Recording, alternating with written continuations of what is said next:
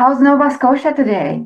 It's good. It's a little overcast, so it's not too hot yet, but it's going to get really hot, like everywhere.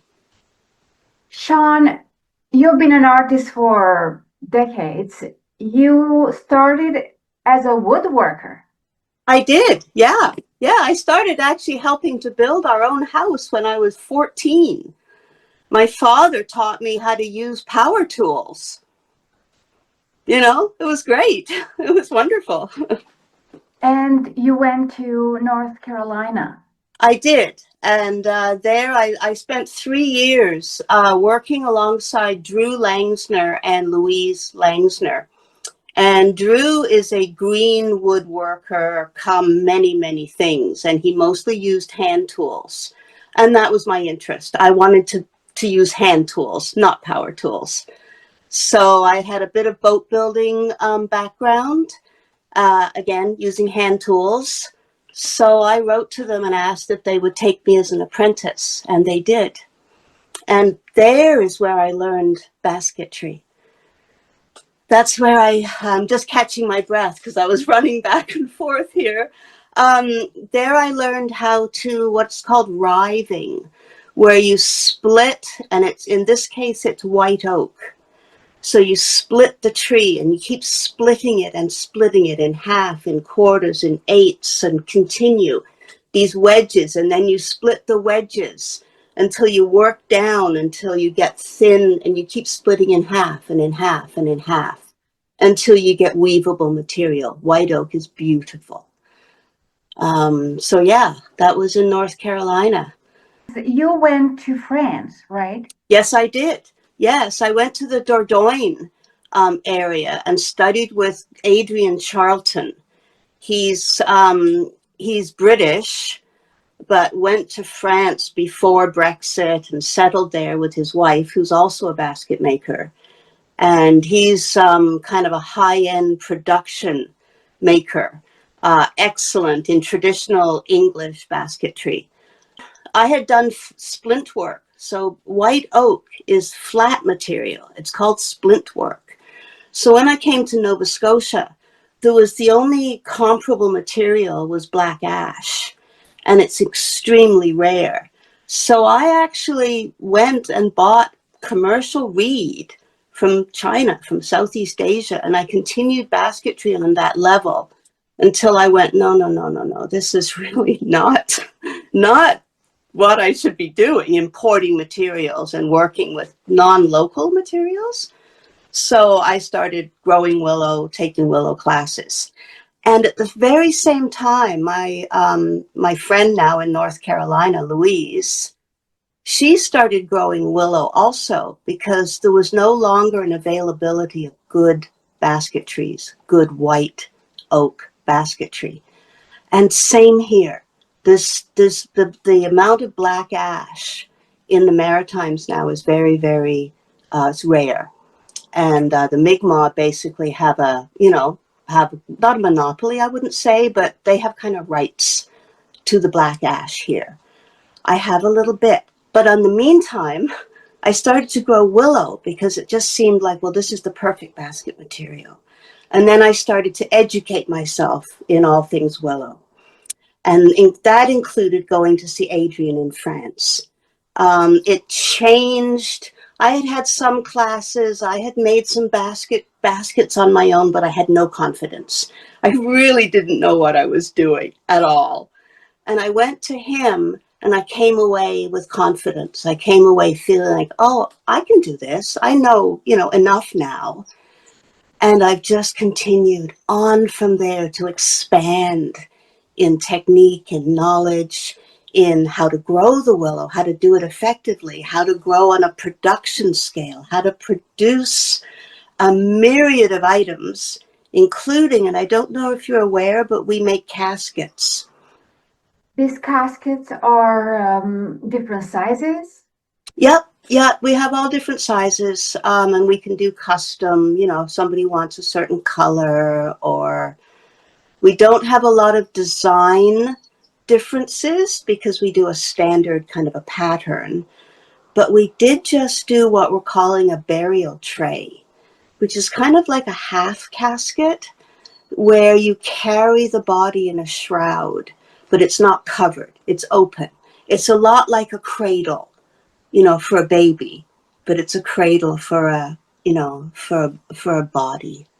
So we're developing ideas. We're also making some urns. Willow has an amazing capacity to suit our needs in all our stages of life. I'm about to do a weekend with a very pregnant woman, and she's going to make her baby's bassinet. And I have an order for a bassinet, so I'm going to make the order at the same time. And alongside, this pregnant woman, we're going to produce 2 bassinets. That's in a couple of weeks. Behind you, I see some work. Yes, there's some work here. There's not a lot. Where are we?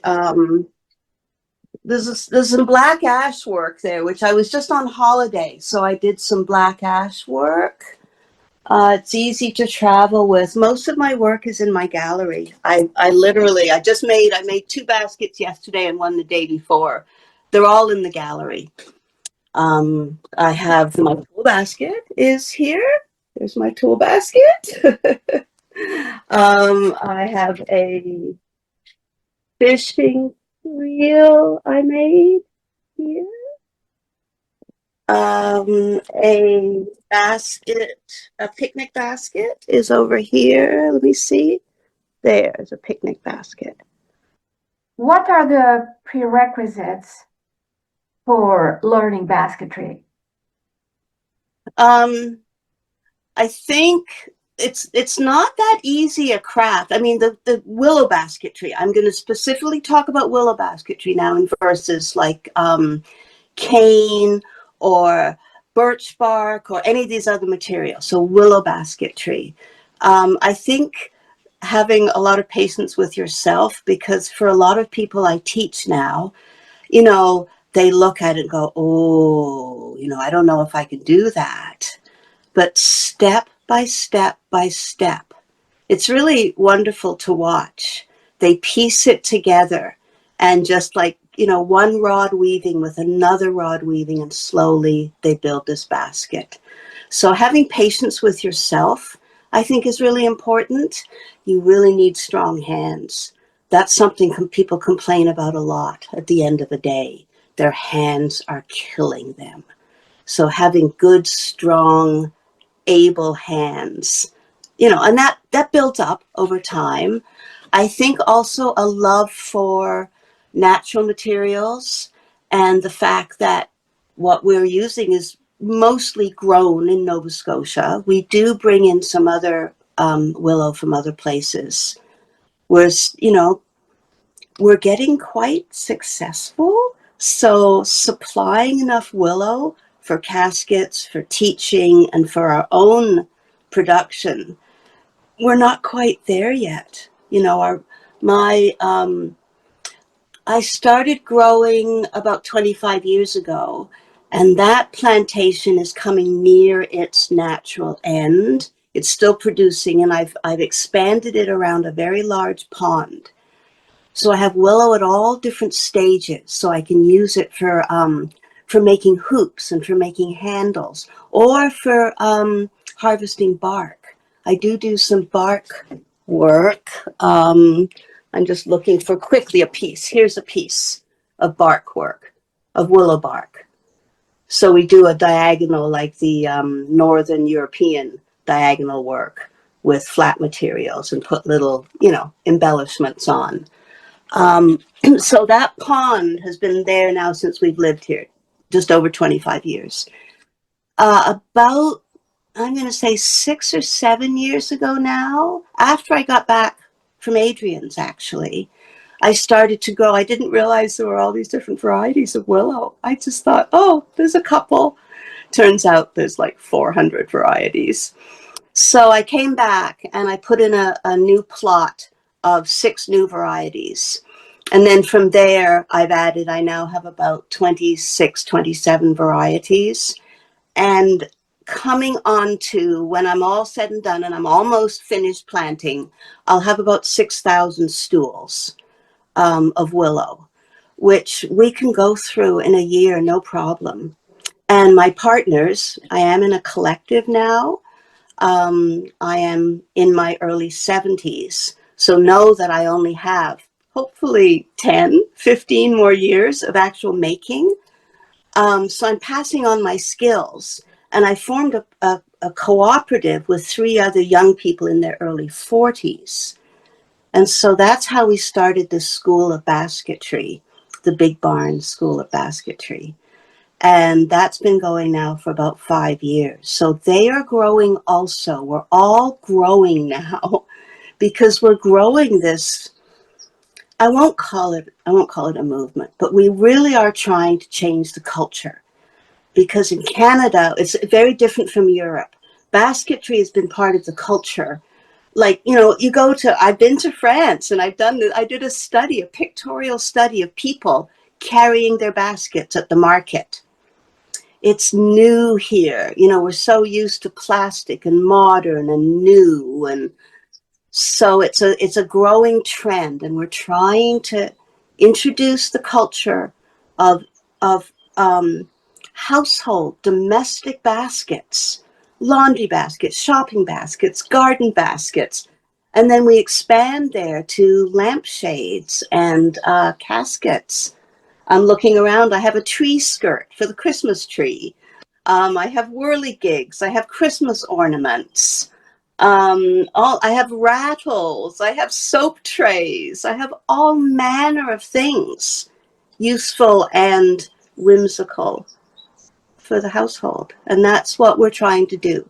So by giving classes, we're introducing more and more and more people to basketry. And since we've started, there are 2 people now who've taken it very, very seriously, one of whom is now a full-time basket maker. That's what I'm looking for, aside from us. And there's many people who are just, waiting for the chance for their willow to grow, for a place to buy willow. We can't buy willow in North America like you can in Europe. In Europe, there are a lot of growers, and I'm actually talking with a grower now because I need more willow from a grower in Belgium. In Europe, you can order, they send it, you get a big bolt, on you go. And it's quite inexpensive in relation to the prices in North America. Our prices here are about triple if you have to buy the willow yourself and not grow it. That will change, but there's only a handful of people who are growing really seriously. And that's in Canada. There's more in the US. There's quite a few people, they're seeing what's happening. They're seeing the appeal. They're seeing all these people who want to make baskets. So they're trying to grow to meet a supply. Would you be supportive of including basketry in schools? Absolutely. Simple basketry. And so 2 of the members, they have young children, and they're in our French immersion program. So they're just starting to do some programming with children. They did a dragonfly workshop just recently with mothers and children together. We'd like to put on some summer programming. As far as the schools go, that's probably a really long haul in a bigger perspective. But locally, because they're in this small French immersion school, we think we can work in that school in particular. We are getting interest from people for doing playground structures, the living willow structures, tunnels, domes, fences. So that's something we are talked about. Again, we need a supply of willow in order to do that. We need a supply of good quality, fresh willow and a fence. I did some fencing this spring in New Brunswick. And that's a challenge to get enough material, living material. So we're on a trajectory, we feel. I have very successfully used birch bark. I did a transition away from the reed and I have a basket right here. This is the reed. This is what I was making initially with splint work from my learning how to use white oak. So in my transition away from reed, I started to harvest birch bark. Those are not so functional. Oh, here's a quick one. I've got lots of baskets here that just, contain things. Lots of, utilitarian baskets. So birch bark is really nice for not completely ornamental, for small structures. For bigger structures, you need heavier material, and I didn't go there. So I wanted, again, to make functional, durable, strong, long-lasting household items. So that's when I transitioned then into making and learning about the willow so that I could do, a really strong basket that will last a lifetime. I kind of jokingly tell people, well, I'll guarantee that for the rest of your life. And then say, well, I might not be around for you to collect if it doesn't. Do you also use Aboriginal techniques? Yes, but I've been very, very careful, extremely careful. I have a number of Aboriginal friends, including Margie Peltier, who is in the book, the new book, the Mi'kmaw Basketry book. So, for instance, here's a good example. This basket here has a little flywheel kind of a pattern here. And then it has this round. The Mi'kmaw use this. They use these, they call them the embellishment, they call them jigajigs. So I learned that from them. However, it's universal. It's being done everywhere around the world. They're not the only ones that have this kind of embellishment. It's a natural. If you have pieces going across like this, running a loop, it's just a natural thing to do to embellish something. So what I have tried to do in anything that is their styling. So for instance, I do have a number of, okay, here's a couple. So these are all black ash, but they don't make baskets like this. This one and this one here. They don't do that style. They do that style, but they don't do this shaping or adding bark, that kind of thing. They don't do that. This is, I learned this from there's a Russian book out, Vladimir Yarish maker, and he uses birch bark. So I just took his birch bark techniques and did it with black ash. This one is just sort of my own I just did this when I went to Newfoundland, when I was in Twillingate. I did this. I really wanted to try a twining pairing technique with black ash. So I cut it. All of this is hand cut. I have strips that are uneven, about, an inch and a half wide. So it's all hand cut. I wanted to try little tiny strips of black ash and then twist them around as I went. So that's kind of my own design. So that stuff I tend not to sell. Or if I do, I only do it out of my gallery, not at a market, because I don't want people confusing me. People think I'm Mi'kmaw. People think I'm First Nations because I'm a basket maker. So I'm really trying to be careful to emphasize that what I do is European techniques, European traditions. I am European. I'm from Wales. I was born there. I do some Welsh basketry. Again, I have a sample in my bedroom, but I won't dash and get it. So I do some Welsh basketry. I do a lot of what I've learned in the UK, France, Germany. I'm about to go to Belgium and do a square work, just to concentrate on my square work now, because I don't have confidence in doing square work, even though I have a nice square work basket. If you asked me to do a basket that was 16 inches by 12 inches by 8 inches high and had to be exact, I'm going like, oh my God, So I want to get over that and be able to do square work. Yeah. You're planning to come to Newfoundland to teach?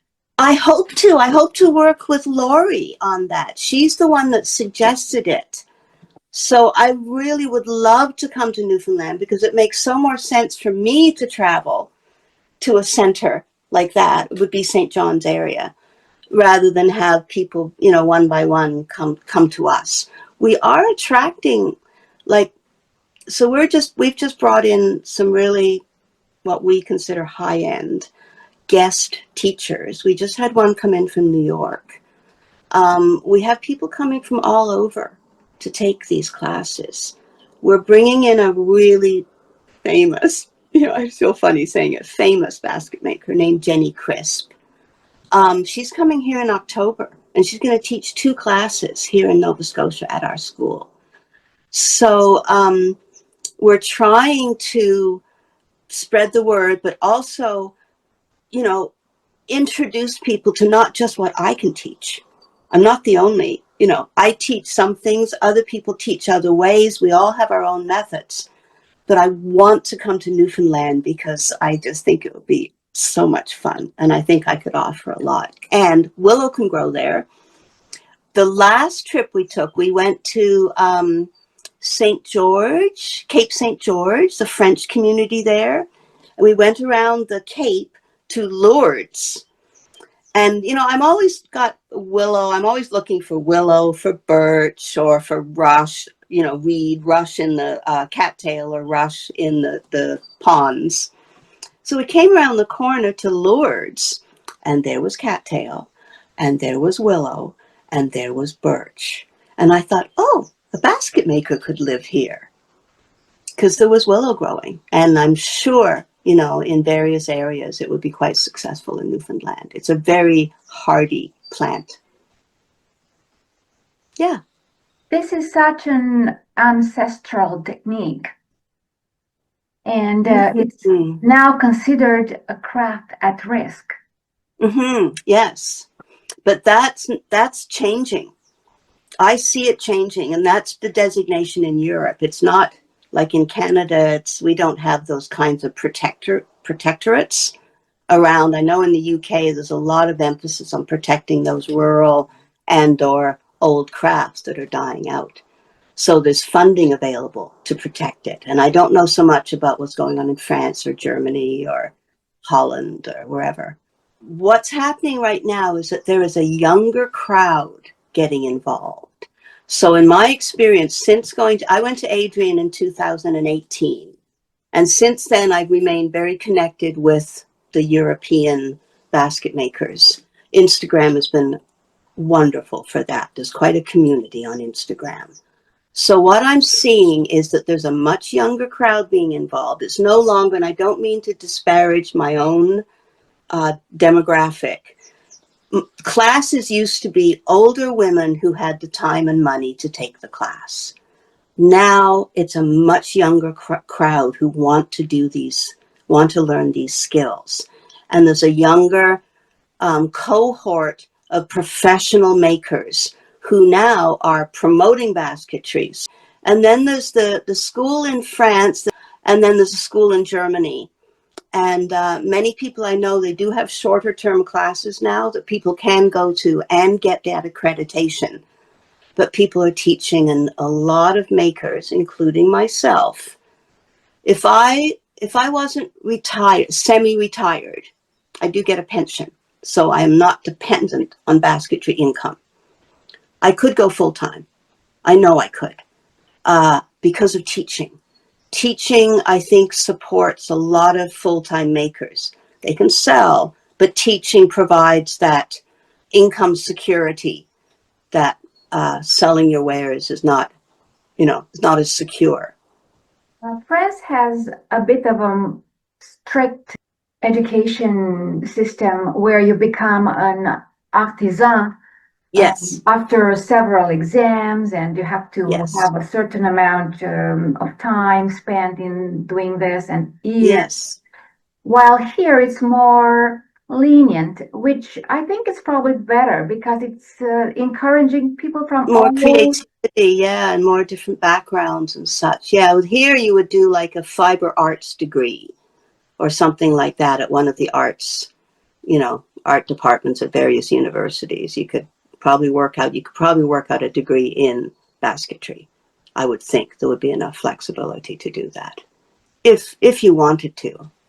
So far, there feels like there's no need.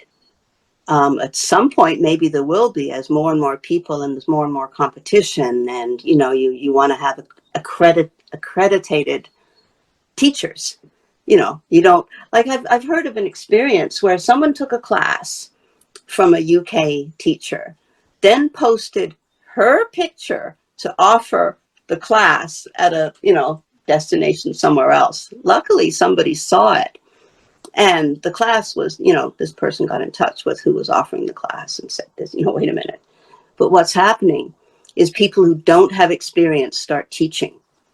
And then we have a bit of a problem, because then they start teaching bad habits. They don't really know what they're doing. It was years before I felt I could teach willow basketry, because I wanted to be able to correct people's mistakes. I wanted to see a mistake. I couldn't even see my own mistakes, let alone see other people's mistakes, right? So now I have that confidence. But it takes a while to help somebody else learn something, a craft like that.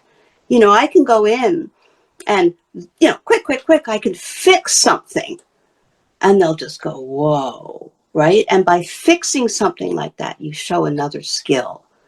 It's not just the making of it. It's how do you correct it if your materials don't behave the way you expect them to, or something breaks, or whatever the case might be. Do you teach online? No, I don't. No, I don't. A lot of people do. Again, it's another income stream. So Eddie Glue is one of the better known basket makers in the UK. And you can get online Zoom tutorials from him. And I've taken some of those. They're brilliant. And you can keep them. And you can then refer to them. And they're not too expensive. Some of the online tutorials are expensive. But one of the best ones out of Denmark is an app called Baskets Today. And there's a Danish app version and an English version. And for $4 a month, it's all there. They've gone through step by step by step, like 10 or 12 little short videos on one project. And there's multiple projects, all different styles of basketry. It's brilliant. So I highly recommend the beginner any basket maker, get that app, because it's all right there. There's some free material also. The French maker, Martin Daniel, he puts a lot of free tutorials out, video tutorials, and his is he's from the French school. He's part of the cooperative in de Villaine-de-Rocher, the cooperative there. He's the former director. And so he's put out a lot of amazing videos, all using white willow.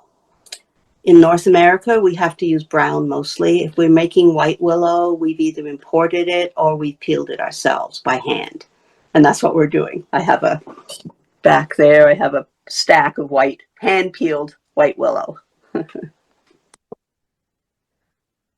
In Nova Scotia, how do you store all this willow?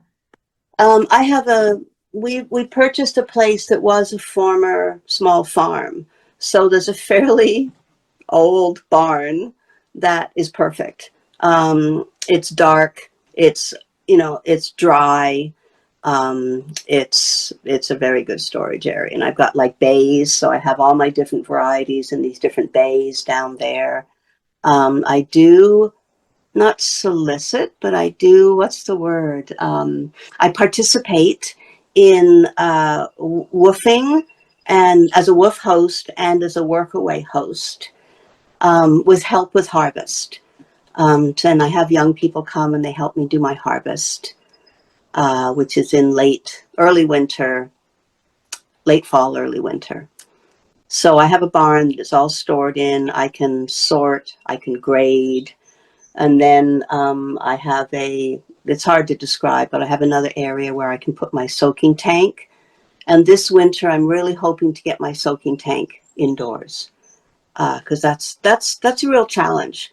Preparing materials, growing, harvesting, sorting, grading, soaking is half the work. At least half the work in just getting the materials ready to make a basket. Making the basket is just the final step. How can people find you if they want to learn from you? They can email me at my email, but we have a website now called it's www.willowsbendcollective.ca. And that's where we post our classes. We showcase our caskets. We're about to open an online shop, so we'll have our products available to purchase. And then if anybody wants to teach, so I teach group classes through the school, but I also travel. So I'm about to travel to Lawrencetown Beach at the end of August, and I give a class there. There's a woman with a pottery studio, and she's hosted me several times. I've gone to the other parts of the province. I'll probably go to the Annapolis Valley sometime this fall. Somebody in Shelburne would like me to come, so I will travel. But I also will do one-on-one teaching. So I had 2 women come this spring for a week. They had had very minimal exposure to willow basketry. So I started them with a couple of simple projects. They left with a lampshade, a little hand basket, a round basket, and a couple of small items. So I do the one-on-one. So, mostly through that website, I guess, would be the best access. And I have this gallery. So I used to have a shelves up here on the wall where I would display, and then I have to bring people through my kitchen, upstairs, and into my workshop. So now I have a gallery with a separate building. It's really lovely, and I'm sorry we weren't able to do the interview there. So at the bottom of the driveway, I have a big sign, and it's Helig Gallery. Helig, Helyg, is the Welsh term for willow. So it's Helig Gallery and Basket Shop. So that sign's at the bottom of the driveway. Mind you, it's a brave person that drives up a long country lane to go to a basket shop that they've never been to before. So I get a few people come up the laneway. Often people will call me, they'd like to get something for a friend. Can they come out and have a look? And then I regularly do our farmers market here in town. It's all the marketing I feel I need to do.